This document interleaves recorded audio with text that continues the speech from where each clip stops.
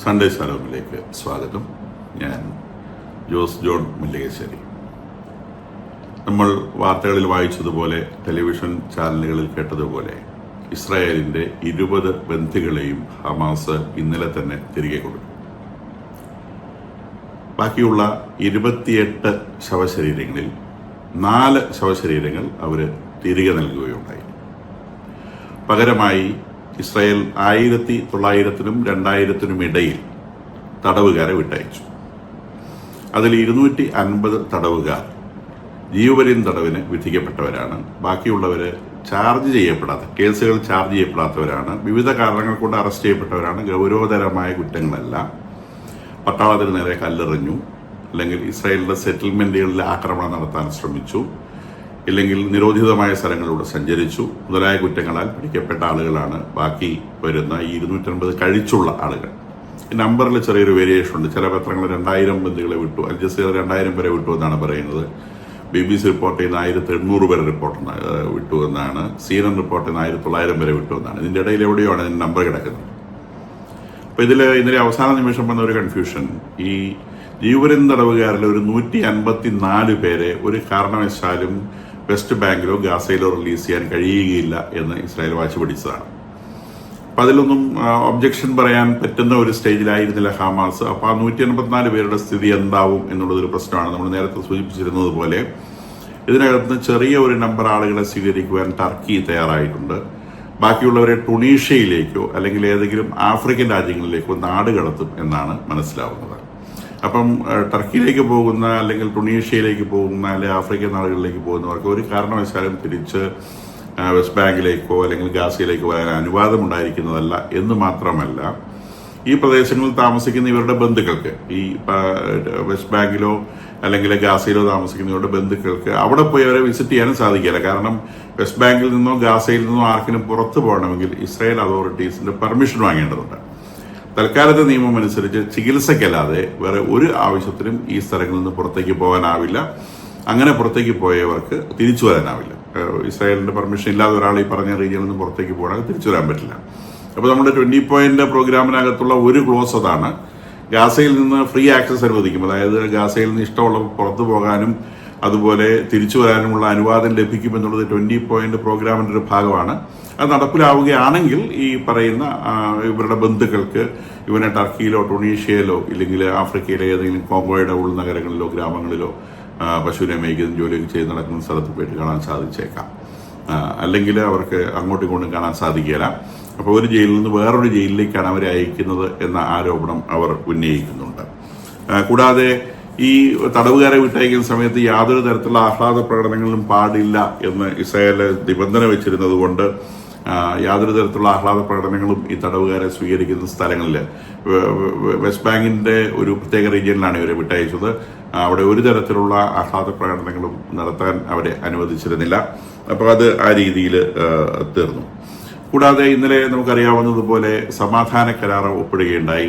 ഇപ്പോൾ ലോകരാജ്യങ്ങൾ മുഴുവൻ ചേർന്നാണ് സമാധാന കരാർ ഒപ്പിടുന്നതെന്നൊക്കെ ട്രംപ് പറഞ്ഞെങ്കിലും അവിടെ യൂറോപ്യൻ രാജ്യങ്ങളിൽ നിന്ന് പ്രതിനിധികളുണ്ടായിരുന്നു, ഇന്ത്യയുടെ പ്രതിനിധി ഉണ്ടായിരുന്നു. ഇന്ത്യയുടെ പ്രതിനിധിയാണ്, മിനിസ്റ്റേഴ്സ് ഒന്നുമല്ല, അംബാസഡർ ലെവലിലുള്ള ആളുകൾ ഉണ്ടായിരുന്നു, ഡിപ്ലോമാറ്റ്സ് ഉണ്ടായിരുന്നു. അതുപോലെ യൂറോപ്യൻ രാജ്യങ്ങളിൽ നിന്ന് ചില രാജ്യങ്ങളിലെ പ്രൈം മിനിസ്റ്റേഴ്സ് ഉണ്ടായിരുന്നു, മറ്റ് സ്ഥലങ്ങളിൽ നിന്ന് ഡിപ്ലോമാറ്റ്സ് ഉണ്ടായിരുന്നു. അങ്ങനെ ഏകദേശം 20-22 രാജ്യങ്ങളെ പ്രതിനിധീകരിച്ചാണ് അവിടെ ആളുകൾ ഉണ്ടായിരുന്നതെങ്കിലും ഈ കരാറിലാകെ 4 പേര് മാത്രമേ ഒപ്പിട്ടിട്ടുള്ളൂ. കാരണം ഇത് വളരെ കുഴപ്പം പിടിച്ച ഒരു കരാറാണെന്ന് എല്ലാവർക്കും നല്ല ബോധ്യമുള്ളത് കൊണ്ട് അത് എല്ലാവരും ഒപ്പിടണ്ട എന്ന് തീരുമാനിക്കുകയും അവസാനം അതിൽ മീഡിയേറ്റേഴ്സായി നിന്ന പ്രമുഖമായിട്ടുള്ള 4 രാജ്യങ്ങൾ മാത്രം ഒപ്പിടുകയുമാണ് ചെയ്തിട്ടുള്ളത്. അതിലൊപ്പിട്ടുള്ളത് Egypt, Qatar, Turkey and US. ഈ 4 രാജ്യങ്ങളാണ് അതിലൊപ്പിട്ടിട്ടുള്ളത്. ഇന്നലെ തന്നെ നമ്മൾ സൂചിപ്പിച്ചതുപോലെ ഈ ലോകത്തിലെ മുഴുവൻ രാജ്യങ്ങളും പങ്കെടുക്കുന്നു എന്ന് പറയുന്ന ഈ സമാധാന മീറ്റിംഗിൽ ഹമാസിനെ പ്രതിനിധീകരിച്ച് ആരും ഉണ്ടായിരുന്നില്ല.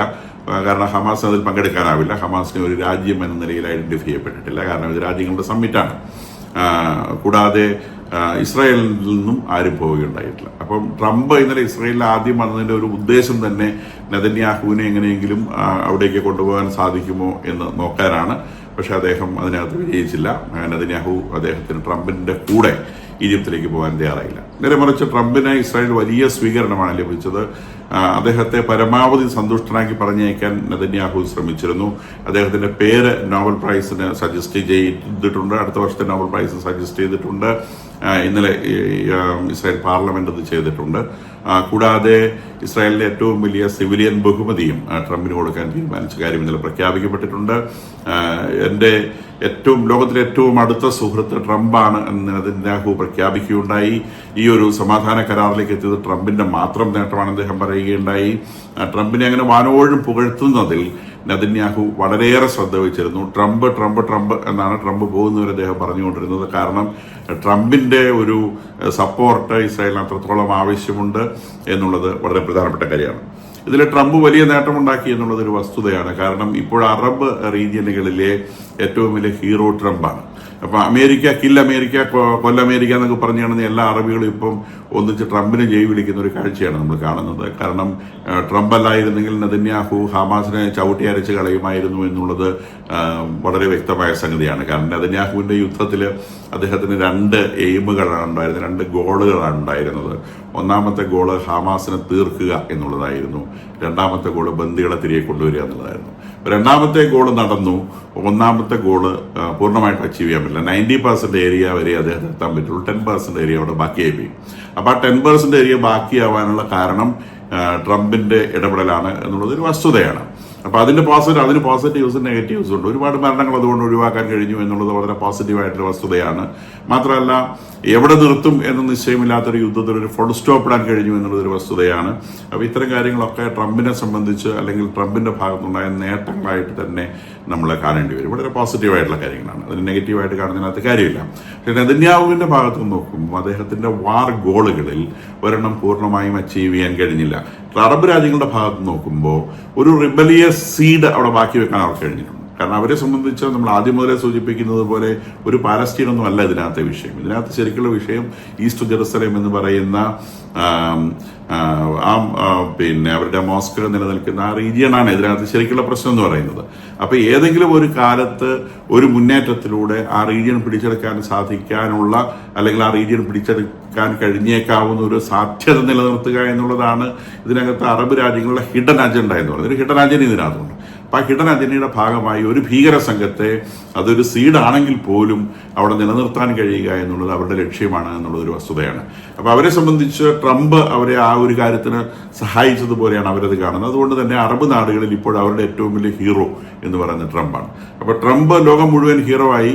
അറബ് നാടുകളെല്ലാം അദ്ദേഹത്തെ ഇനി നോബൽ പ്രൈസിന് സജസ്റ്റ് ചെയ്യും എന്നുള്ളതും ഒരു വസ്തുതയാണ്.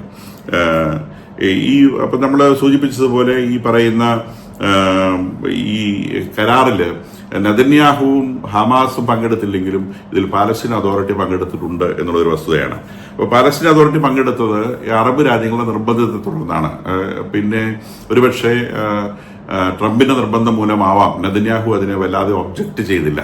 കാരണം പാലസ്തീൻ അതോറിറ്റി ഒരു രാജ്യമായിട്ട് ഇസ്രായേലോ അമേരിക്കയോ അംഗീകരിച്ചിട്ടില്ല. അപ്പൊ രാജ്യത്തിന്റെ പ്രതിനിധികളല്ലാത്തവർ പങ്കെടുക്കരുത് എന്ന് പറയും. പാലസ്തീൻ അതോറിറ്റിയെ പങ്കെടുക്കാൻ പാടില്ലാത്തതാണ്. പക്ഷേ ഇവിടെ പാലസ്തീൻ അതോറിറ്റിയെ പങ്കെടുക്കാൻ അനുവദിച്ചിട്ടുണ്ട്. ഇന്നലെയും നെതന്യാഹു പറഞ്ഞിട്ടുണ്ട്, ഈ ഗാസയുടെ ഭരണത്തിൽ പാലസ്തീൻ അതോറിറ്റിക്ക് യാതൊരു പങ്കും ഉണ്ടാവുകയില്ല എന്ന് അദ്ദേഹം പറഞ്ഞിട്ടുണ്ട്. ഇത് കരാറിലെ ഈ ഒരു വിഷയത്തെക്കുറിച്ച് മെൻഷനിങ് ഇല്ല. ഹമാസിന് പങ്കില്ല എന്നുള്ളതാണ് കരാറിനകത്തുള്ള സംഗതി. 20 പോയിന്റ് കരാറിനകത്തുള്ള സംഗതി. പാലസ്തീൻ അതോറിറ്റിയെ സംബന്ധിച്ച് ഇസ്രായേലിന്റെ നിലപാട് ഇസ്രായേൽ പറഞ്ഞിട്ടുണ്ട്, പാലസ്തീൻ അതോറിറ്റിക്ക് അവിടെ ഭരണത്തിൽ യാതൊരു കാരണവും ഉണ്ടാവുകയില്ല എന്നുള്ളത്. ഇതിനിടയിലൂടെ ഈജിപ്ത് ഏറ്റവും അധികം സ്ട്രെസ് ചെയ്യാൻ ശ്രമിച്ചിട്ടുള്ളത് 2 സ്റ്റേറ്റ് സൊല്യൂഷനെയാണ്. അപ്പൊ ഈജിപ്തിൽ വെച്ചാണ് ഈ പ്രോഗ്രാം നടന്നിട്ടുള്ളത് നമുക്കറിയാം. അപ്പൊ അവർ ഹോസ്റ്റ് ചെയ്ത രാജ്യം എന്ന നിലയിൽ അവരുടെ ശബ്ദത്തിന് ലോകത്തിന്റെ ശ്രദ്ധ കൂടുതൽ ലഭിക്കുമെന്നുള്ളത് ഉറപ്പാണ്. അപ്പൊ അതുകൊണ്ട് ഇസ്രായേൽ ഇന്നലെ പിൻ ചെയ്യാൻ ശ്രമിച്ച ഒരു കാര്യം 2 സ്റ്റേറ്റ് സൊല്യൂഷനാണ് ഇതിന് ആത്യന്തികമായിട്ട് വരേണ്ടത്. അതുകൊണ്ട് പാലസ്തീൻ രാജ്യത്തെ അംഗീകരിക്കുക എന്നുള്ളതാണ് ഏറ്റവും ആദ്യം ചെയ്യേണ്ടത് എന്ന നിലയ്ക്കാണ് ഈജിപ്ത് ഇന്നലെ സംസാരിച്ചിട്ടുള്ളത്. അപ്പൊ നമ്മൾ സൂചിപ്പിച്ചതുപോലെ ഇതിനകത്ത് ഒപ്പിട്ടിട്ടുള്ളത് ഈജിപ്തും ഖത്തറും ടർക്കിയും അമേരിക്കയുമാണ്. അതുകൊണ്ട് തന്നെ ഈ രാജ്യങ്ങൾക്കാണ് ഇനി ഈ കരാറിൽ പറഞ്ഞിട്ടുള്ള കാര്യങ്ങൾ നടപ്പായി എന്ന് ഉറപ്പാക്കാനുള്ള സംഗതി. അപ്പൊ ഇനി ഇതിൽ ഏറ്റവും വലിയൊരു ചോദ്യം എന്ന് പറയുന്നത് അവിടെ ഒരു പീസ് കീപ്പിംഗ് ഫോഴ്സ് അല്ലെങ്കിൽ അവിടുത്തെ സമാധാനം നിലനിർത്താനായി ഒരു ഫോഴ്സ് വരുമെന്ന് പറയുന്നുണ്ട്. ഇതിപ്പോ ഏതൊക്കെ രാജ്യങ്ങൾ ഇതിനകത്ത് നിന്ന് പട്ടാളക്കാരെ കൊടുക്കും? കാരണം ഇതൊരു ട്രിക്കി പോയിന്റ് ആണ്. ഹമാസ് ആയുധങ്ങളുമായി അവിടെ അണിനിരന്ന് കഴിഞ്ഞു. ഹമാസിനെ ഡിസാം ചെയ്യും എന്നുള്ളത് ഇതിനകത്ത് ഏറ്റവും പ്രധാനപ്പെട്ട പോയിന്റുകളിലൊന്നാണ്. ഈ 20 പോയിന്റുകൾ നടപ്പാക്കുക എന്നുള്ളതാണ് ഏറ്റവും പ്രധാനപ്പെട്ട കാര്യം. ഞാൻ മനസ്സിലാക്കുന്ന ബാക്കി രാജ്യങ്ങളൊന്നും ഇതിനകത്ത് ഒപ്പുവെക്കാൻ തയ്യാറാവാതിരുന്നതിന്റെ പ്രധാനപ്പെട്ട റീസൺ അതാണ്. അവിടെ വന്നിട്ട് അവർ ഹമാസിനോട് യുദ്ധം ചെയ്യേണ്ടി വരും. സ്വന്തം പട്ടാളക്കാരെ ഒരു കാര്യമില്ലാത്ത കാര്യത്തിന് നഷ്ടപ്പെടുത്തേണ്ടി വരും. പണ്ട് ഇന്ത്യ ശ്രീലങ്കയിൽ പോയിട്ട് തമിഴ് പുലികളുമായിട്ട് തമ്മിൽ തല്ലി അവസാനം രാജീവ് ഗാന്ധിക്ക് മരിക്കേണ്ടി വന്ന അവസ്ഥകളിലേക്ക് കാര്യങ്ങൾ നീങ്ങിയത് ഇതുപോലത്തെ ഒരു ചിന്തയില്ലാത്ത സ്ഥലത്തോടെ തലവെച്ചു കൊടുത്തിട്ടാണ്. അവിടെ ശ്രീലങ്കയിൽ ഔദ്യോഗിക ഗവൺമെന്റും സിംഹളറുടെ ഗവൺമെന്റും തമിഴന്മാരും തമ്മിൽ തമിഴ് പുലികളും തമ്മിൽ തല്ലിനിടയിൽ സമാധാനം ഉണ്ടാക്കാൻ പോയിട്ടാണ് രാജീവ് ഗാന്ധിക്ക് തമിഴ്നാട്ടിൽ രക്തസാക്ഷിയാവേണ്ടി വന്നത്. നമ്മുടെ ഒരുപാട് പട്ടാളക്കാർക്ക് ജീവൻ നഷ്ടപ്പെടാനിടയായ ഒരു സംഭവമാണ് അത്. ഇതുപോലത്തെ ഒരു അവസ്ഥയായിട്ട് വരാൻ നല്ല സാധ്യതയുണ്ട്. കാരണം ഹമാസിനെ ഡിസാം ചെയ്യാതെ ഇസ്രായേൽ സമ്മതിക്കില്ല. ഹമാസിനെ ഡിസാം ചെയ്യാൻ ശ്രമിച്ചു കഴിഞ്ഞാൽ ഹമാസ് ഒബ്ജക്റ്റ് ചെയ്യും. കാരണം അത് അത്തരമൊരു ഫോഴ്സാണ്. അവർ ആയുധം വെക്കുക എന്ന് പറയുന്നത് അവരെ സംബന്ധിച്ച് അചിന്ത്യമായ ഒരു സംഗതിയാണ്. അപ്പം അതിലേക്ക് കാര്യങ്ങൾ എത്തുമെന്ന് അറിയാവുന്നത് കൊണ്ടാണ് മറ്റു രാജ്യങ്ങൾ ഇതിനകത്ത് സൈൻ ചെയ്യാതെ വിട്ടതെന്നാണ് ഞാൻ മനസ്സിലാക്കുന്നത്. കൂടാതെ ഈ ആര് അപ്പോൾ ഫോഴ്സിനെ കൊടുക്കും എന്നുള്ളത് വളരെ പ്രധാനപ്പെട്ട ഒരു സംഗതിയാണ്. അപ്പൊ ഈ 24 ഡെഡ് ബോഡീസ് കൂടി ഇനി തിരിച്ചു കൊടുക്കാറുണ്ട്. നമ്മൾ സൂചിപ്പിച്ചതുപോലെ 20 ലിവിംഗ് ഹോസ്റ്റേഴ്സിനെ കൊടുത്തു, 4 ഡെഡ് ബോഡി കൊടുത്ത് 24 എണ്ണം ഉണ്ട്. അപ്പൊ ഇന്നലെ തന്നെ ഹമാസ് പറയുന്നുണ്ട് ഈ 24 എണ്ണത്തിലെ ചെറുത് കാണാനില്ല. അപ്പൊ ഇന്നലെ വൈകിട്ട് ഇസ്രായേലിന്റെ ഇസാഖ് സമീർ, അവരുടെ IDF-ന്റെ ചീഫായിട്ട് ഇസാഖ് സമീർ പറഞ്ഞിട്ട് ഒരു ഡെഡ് ബോഡി കിട്ടിയില്ലെങ്കിൽ അത് സീസ് ഫയർ വയലേഷനായി കണക്കാക്കും എന്ന് അദ്ദേഹം പറഞ്ഞു കഴിഞ്ഞു. 24 ഡെഡ് ബോഡിയും എണ്ണം പറഞ്ഞ് ഇവിടെ വയ്ക്കണം. ഒരെണ്ണം കുറഞ്ഞിട്ടുണ്ടെങ്കിൽ അത് സീസ് ഫയർ വയലേഷനായി കണക്കാക്കും. ഞങ്ങൾ ഇപ്പോഴുള്ള യെല്ലോ ലൈനിൽ നിന്ന് മുൻപിലേക്ക് അഡ്വാൻസ് ചെയ്യും അദ്ദേഹം പറഞ്ഞു കഴിഞ്ഞു. അപ്പൊ 24 ഡെഡ് ബോഡി ഉണ്ടാക്കാനുള്ള ഓട്ടമായിരിക്കും ഇനി ഇവരുടെ ഭാഗത്ത് നിന്ന് ഉണ്ടാവുന്നത് എന്ന് വേണം വിചാരിക്കാൻ. അപ്പൊ ഈ ഒരു അവസരം മുതലെടുത്തുകൊണ്ട് ഹമാസും ടർക്കിയും ഈജിപ്ത് ഇനി ഹമാസിന് വേണ്ടി പ്രവർത്തിക്കുന്ന ഒരു ഒപ്പോസിഷനും ഇസ്രായേലിലുണ്ട്. അവരും നെതന്യാഹുവിനെ പേഴ്സണലായി ടാർണിഷ് ചെയ്യാനാണ് ശ്രമിക്കുന്നത്. ഹമാസ് ആദ്യമേ പ്രഖ്യാപിച്ചത് ഈ യുദ്ധം ഇത്രയും നീണ്ടുപോയത് നെതന്യാഹുവിന്റെ കയ്യിലിരിപ്പ് കൊണ്ടാണ്, ഇല്ലെങ്കിൽ ഇത് പണ്ടേ തീരേണ്ടതായിരുന്നു. അതായത് അവർ കാണിച്ച ഭീകരപ്രവർത്തനത്തിന്റെ ഭാഗമായി ഉടലെടുത്ത യുദ്ധം അത് നീണ്ടുപോയത് നെതന്യാഹു കാരണം. തീർച്ചയായിട്ടും നെതന്യാഹുവിനെ പോലത്തെ ഒരു നേതാവല്ലാതെ വേറെ ആർക്കും ഇത്രയും ഈ 90% എത്തിക്കാൻ കഴിഞ്ഞു എന്നുള്ളത് അദ്ദേഹത്തിന്റെ വ്യക്തിപരമായ നേട്ടമാണ്. ബാക്കി ഒരു നേതാവിനും ഇത്തരമൊരു കാര്യം, കാരണം അവരുടെ IDF-ന്റെ ചീഫ് അടക്കം ഒബ്ജക്ട് ചെയ്തിരുന്നു. അവസാനം ഗാസ സിറ്റിയിൽ ആക്രമണം നടത്തണ്ട എന്നുള്ളതായിരുന്നു. പക്ഷേ നെതന്യാഹുവിന്റെ തീരുമാനം ഗാസ സിറ്റിയിൽ ആക്രമണം നടത്തുക എന്നുള്ളതായിരുന്നു. അപ്പൊ ഗാസ സിറ്റിയിൽ ഒരുപാട് സ്ഥലങ്ങൾ നശിപ്പിക്കാൻ അദ്ദേഹത്തിന് കഴിഞ്ഞു എന്ന് മാത്രമല്ല, ഈ 20 പോയിന്റ് കരാറിനകത്ത് ഹമാസിന് 100% നിരായുധീകരണം എന്നൊരു പോയിന്റ് കൊണ്ടുപരിവിക്കാൻ സാധിച്ചത് നെതന്യാഹു ഒരു തരത്തിലും വിടുകയില്ല എന്നുള്ള അമേരിക്കയുടെ തികഞ്ഞ ബോധ്യത്തിൽ നിന്ന് വേറെ ഏതൊരു നേതാവാണെങ്കിലും അവിടെ ഹമാസിന് ഭരണത്തിലുള്ള അനുകൂലം വാങ്ങിയെടുക്കാനും ഒരുപക്ഷെ ഹമാസിനെ അവിടെ പാർഷ്യലായി തുടരാനും അംഗീകാരം കിട്ടത്തക്ക രീതിയിലുള്ള ഒരു പോയിന്റ് അതിൽ ഉൾപ്പെടുത്താൻ അറബ് രാജ്യങ്ങൾക്ക് സാധിക്കുമായിരുന്നു. അത് പരിപൂർണമായും ഒഴിവാക്കി അങ്ങനത്തെ ഒരു ചോദ്യം ഉദിക്കാത്ത രീതിയിൽ ആ കരാറിനെ ഫാബ്രിക്കേറ്റ് ചെയ്തെടുത്തത് നെതന്യാഹുവിന്റെ മിടുക്കാണ്. അതിന്റെ കാരണം അവസാന നിമിഷം വരെ 100% വാർ ഫ്രണ്ട് കത്തിച്ചു നിർത്തുവാൻ അദ്ദേഹത്തിന് കഴിഞ്ഞു എന്നുള്ളതാണ്. അപ്പൊ അത് ഒരു യുദ്ധത്തെ സംബന്ധിച്ച് ഇത്തരം കാര്യങ്ങളൊക്കെ വളരെ ഇമ്പോർട്ടന്റ് ആണ്. അപ്പൊ നെതന്യാഹു എന്ന് പറഞ്ഞൊരു നേതാവാണ് ഇത് ഇവിടെ വരെ എത്തിച്ചതെന്ന് അറബ് ലോകത്തിന് നല്ല ബോധ്യമുണ്ട്. അതുകൊണ്ട് അദ്ദേഹത്തിന് പേഴ്സണലായി ആക്രമിച്ചില്ലായ്മ ചെയ്യാൻ പറ്റുമോ എന്നാണ് ഹമാസ് ശ്രമിക്കുന്നത്. ഇത് ഇവിടെ വരെ പോയത് നെതന്യാഹു കാരണമാണ് എന്ന് പറയുമ്പോൾ നെതന്യാഹുവിന്റെ നാട്ടിൽ നെതന്യാഹുവിന്റെ പേര് കളയുക എന്നാണ് ഹമാസ് ഉദ്ദേശിച്ചത്. ഇതേ കാര്യം തന്നെ എർദോഗനും ഇന്നലെ പറഞ്ഞിട്ടുണ്ട്. ടർക്കിയുടെ പ്രസിഡന്റ് എർദോഗൻ പറഞ്ഞു ഈ സീസ് ഫയർ വയലേഷൻ ഏതെങ്കിലും ഇസ്രായേലിന്റെ ഭാഗത്തുണ്ടായാലും ഞങ്ങൾ നോക്കിക്കൊള്ളാം എന്ന് പറഞ്ഞാൽ ഇസ്രായേൽ സീസ് ഫയർ വയലേഷൻ നടത്തി കഴിഞ്ഞാൽ ടർക്കി ഇസ്രായേലിനെ നിലയ്ക്ക് നിർത്തും എന്നാണ് അദ്ദേഹം പറഞ്ഞത്. ഇസ്രായേൽ ഒന്ന് ഞൊടിച്ചാൽ തീരാനുള്ളത് ടർക്കി ഉള്ളൂ എന്നുള്ളത് ടർക്കിക്ക് നല്ല നിശ്ചയമുണ്ട്. അപ്പൊ ഈ രാജ്യങ്ങളെല്ലാം ഒന്നിച്ച് നിൽക്കുമ്പോൾ ഞങ്ങളാണ് ഇതിന്റെ നേതാവ് എന്ന് പറഞ്ഞുകൊണ്ട് ഇറാനെ തട്ടി മാറ്റി നിർത്തി ആ സ്ഥാനത്ത് കയറി ആ കസേരയിൽ കയറി ഇരിക്കാനുള്ള ശ്രമമാണ് ഇപ്പോൾ എർദോഗന്റെ ഭാഗത്ത് ഉണ്ടായിട്ടുള്ളത് എന്നുള്ളതും വളരെ വ്യക്തമാണ്. പിന്നെ ഇസ്രായേലിന്റെ ഒപ്പോസിഷനിൽപ്പെട്ട 2 പേര്, അത് പാലസ്റ്റീൻ ഇസ്രായേൽ പാർട്ടി എന്ന മറ്റു പേര് വിളിക്കുന്ന ഒരു പാർട്ടിയുണ്ട്. ആ പാർട്ടിയുടെ 2 MP-മാര് ഇന്നലെ ട്രംപിന്റെ പ്രസംഗത്തിന്റെ സമയത്ത് ഒരു പ്ലാക്കാർഡ് പൊന്തിച്ചു പിടിച്ചിരുന്നു. ഫോം പാലസ്റ്റീൻ ഉണ്ടാക്കുക എന്ന് പറഞ്ഞുകൊണ്ട്. 2 എണ്ണത്തിനെയും ചെവിക്ക് പിടിച്ച് അപ്പൊ തന്നെ സെക്യൂരിറ്റി ഫോഴ്സസ് പുറത്തെറിയുകയുണ്ടായി. ഇങ്ങനെ തന്നെയാണ് ഇവരെ പുറത്തെറിയേണ്ടത് എന്ന് ട്രംപ് അവിടെ നിന്ന് പറയുകയും ഉണ്ടായി. അവരെ പുറത്തെറിയുന്നത് വരെ ട്രംപ് അവരെ നോക്കി നിൽക്കുകയുണ്ടായി. അപ്പൊ ഈ പുറത്തുപോയ ഒരു സുഹൃത്ത്, അദ്ദേഹത്തിന്റെ പേര് യാരീവ് ഓപ്പൺ ഹീമർ എന്നാണ്. അപ്പോൾ യാരിവ് ഓപ്പൺഹീമർ പറഞ്ഞത് ട്രംപാണ്, അദ്ദേഹം പിന്നെ ട്രംപിനെ കുറേ വാനോളം പുകഴ്ത്തി പുറത്തു പോയിട്ട്, ട്രംപാണ് ഈ പ്രശ്നങ്ങളെല്ലാം അവസാനിപ്പിച്ചത്, നെതന്യാഹുവാണ് മൊത്തം കാര്യങ്ങളുടെ പ്രശ്നക്കാരൻ, അതുകൊണ്ട് ട്രംപ് ഇനി ഒരു യുദ്ധമുണ്ടാക്കാതെ സൂക്ഷിക്കണം. കാരണം ഇപ്പം ലെബനോണിൽ നെതന്യാഹു അദ്ദേഹത്തിന് ഇഷ്ടമുള്ള സമയത്തൊക്കെ കയറി ബോംബ് ചെയ്യുന്നുണ്ട്. അവിടെ ഏതെങ്കിലും ഒരു ഹിസ്ബുള്ള ബിൽഡപ്പ് ഉണ്ടായാൽ അപ്പം അവിടെ കൊണ്ട് ബോംബിടുക എന്നുള്ളതാണ് നെതന്യാഹു സ്വീകരിച്ചിട്ടുള്ള നടപടി. അപ്പം ഈ ഹമാസിനെ സംബന്ധിച്ചുള്ള ഏറ്റവും വലിയ ഭയം, അവരെന്തെങ്കിലും ഒരു ബിൽഡപ്പ് ഉണ്ടായാൽ ആ നിമിഷം അവരുടെ തലയിൽ അവിടെ ബോംബ് വീഴും എന്നുള്ളതാണ്. കാരണം സാറ്റലൈറ്റ്സ് മുഴുവൻ ഇവരെ ഇങ്ങനെ ഒബ്സർവ് ചെയ്തുകൊണ്ടിരിക്കുകയാണ്. അപ്പൊ അവിടെ എന്തെങ്കിലും തരത്തിലുള്ള ബിൽഡപ്പ് ഉണ്ടാവുന്നു എന്ന് കണ്ടാൽ ആ നിമിഷം ഇസ്രായേലോടെ ബോംബ് ചെയ്യും. ഇപ്പോഴത്തെ ഒരു രീതി അതാണ്. അപ്പൊ അത് ചെയ്യാതിരിക്കുക എന്നുള്ളത് ഉറപ്പിക്കൽ ട്രംപിന്റെ ജോലിയാണ് എന്ന് യാരിവ് ഓപ്പൺഹീമർ എന്ന് പറയുന്ന ഇസ്രായേലിനകത്ത് ജീവിച്ചുകൊണ്ട് പലസ്തീനു വേണ്ടി പ്രവർത്തിക്കുന്ന ഈ സുഹൃത്ത് പറയുകയുണ്ടായിട്ടുണ്ട്.